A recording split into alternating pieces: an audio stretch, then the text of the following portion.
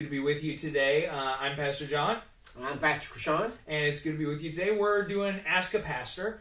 We would love, before we get into today's question, we would love to be answering more of your questions as a congregation.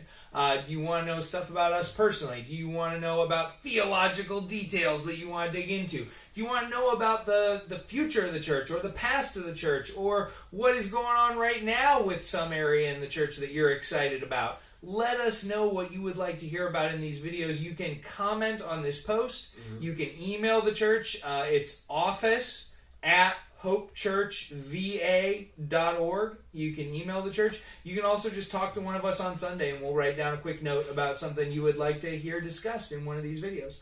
But today's question that we got is basically the idea of what is the best way for the church to be reaching people who don't know Jesus yet? And so Chrishon had a good note about basically how we as individuals can be doing that. Yeah.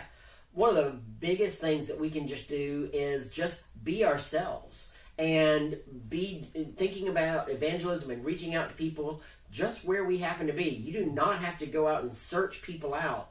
People are in front of you, whether it's in your neighborhoods or at your workplace. If you're going to school, something like that. That's there, and really and truly it starts with just being a friend, talking to someone, having a conversation, and just working it in through things like that. That's one thing. You got any other ways we could be doing that? So just bouncing off of what you said about being a friend and just having real relationships with people, people don't want to hear about Jesus from somebody that they don't know, don't care about. There's a reason that we've kind of moved away, mostly as a church in America, from street evangelism. Yeah. Not that there's anything wrong with it, but just that it has kind of turned into something over the years that doesn't tend to work out well. It just doesn't tend to bear much fruit. And part of that is that people need to know that you care about them. People need to know that you love them, that you aren't just targeting them for you want to get them to convert and then you're done with them in life. So that you can win the bicycle at Sunday school. Yeah, no bicycle at Sunday school, no free trip to this, that, or the other, et cetera, et cetera. And so really it's just inviting people into your life, I think, and building a life where people are welcome to be a part of your life who don't know Jesus yet. And this is where the Christian discipline of hospitality gets involved. Mm-hmm. Hospitality, I think, often gets confused with entertaining people. Like, have the best china, and your house looks spotless, and your children are in tuxedos, and like whatever else. That's not really what hospitality is. Hospitality is I'm inviting people into my life where I am in a way that tells them they are valued, and that we like having them as a part of our lives. So definitely, I'd strongly recommend hospitality, breaking bread, having meals with people. Just invite people to be a part of your life in general. And then, like Chrishon said, be yourself and be honest about the things that you care about in life and the things that matter to you. And hopefully one of the biggest things on that list, hopefully the biggest thing on that list is Jesus and the mission that he's given us as a church and as individuals. So we wanted to kind of also move from what we each as individuals personally can do to also kind of what we as the church as a whole can do. And I think you had a really good idea about who we target and who we connect to. Yeah, one of our best targets that we can be doing right now is we have 2 schools directly across the street from our facility. Battlefield Elementary, Battlefield Middle. We have the Hope Cares outreach towards it. That is just going out and just has established a prayer team with individuals from over there, and people are being prayed for there by people at our church. But there's other ways. Just getting involved. Go over, volunteer, find out ways. Our schools would love for you to get involved in some way, shape, or form over there. That's a great way for us as a church to be reaching out to our community. And I know Battlefield Elementary, at least one thing they told us about recently was that they have a need for kind of a one day a week administrative support for the kindergarten teaching team. Yeah. They need somebody just to help them with things like making copies and prepping lessons. Like, you're not teaching, you're just helping them with the administrative stuff so that they don't have to be the one standing by the copier or cutting the papers or writing stuff down, etc.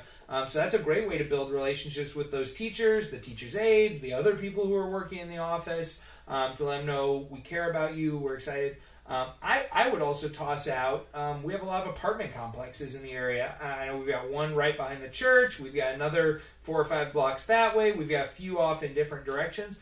Apartment complexes are places where often, not always, but often, people are really hurting for community. People would love to know that they are cared about and they are valued and that they have a place where they can find relationships with people, again, who aren't just looking for what they can get out of them, but who care about them, who want the best for them, who want to help them out.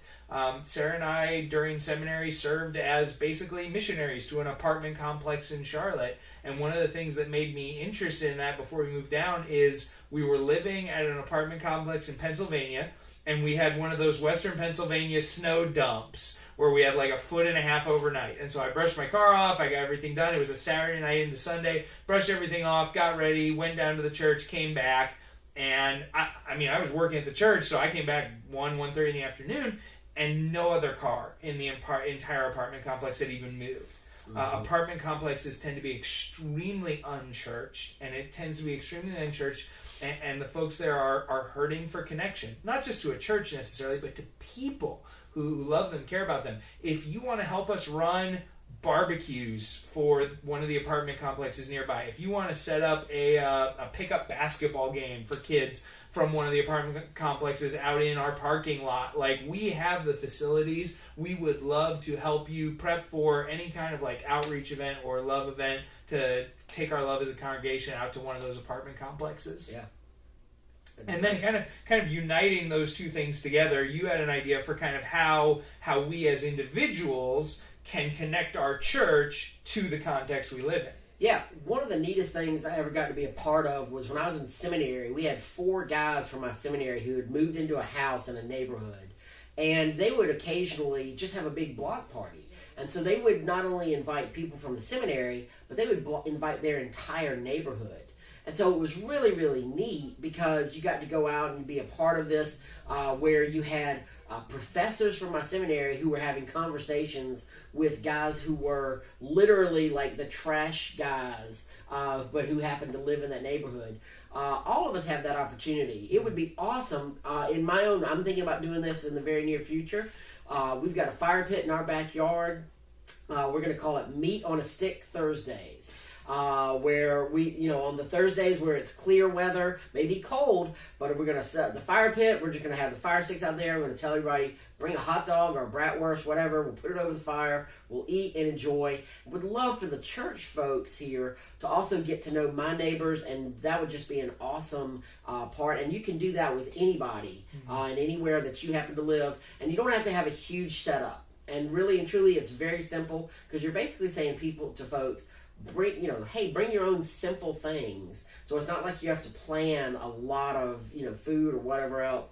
Really, the biggest thing is, maybe a trash can that you pull out to the fire pit area. That's about it. Or any other idea that you may have in that regard.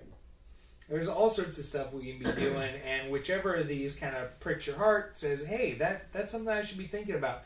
Make sure to be praying over all of this for sure. We really believe, as Reformed Christians especially, we aren't in the end in charge of who meets Jesus. We don't have control over that. We can we can plant the seeds, we can water, but only God can give the growth. So be praying for the folks that God's put in your life who need Jesus. Be praying for growth in their lives. Just be praying that the Lord would be working through you and the opportunities He gives you, and that He would be working in their hearts for sure. Yeah, and one of the things in regard to prayer is you can do a prayer walk. And that's whether you're walking around your neighborhood and praying for your neighbors. Come over here and walk after school, not during school, but after school. Come over and walk the elementary and middle school area and just pray for the 2 schools or around the apartment complex. Those are things that you can be doing, just incorporating good exercise as well as a spiritual activity in your prayer life for the folks around us. But again, don't do it during school hours. Yes. We don't want to have to pick you up from the Spotsy Sheriff's Department or something like that. That don't do that.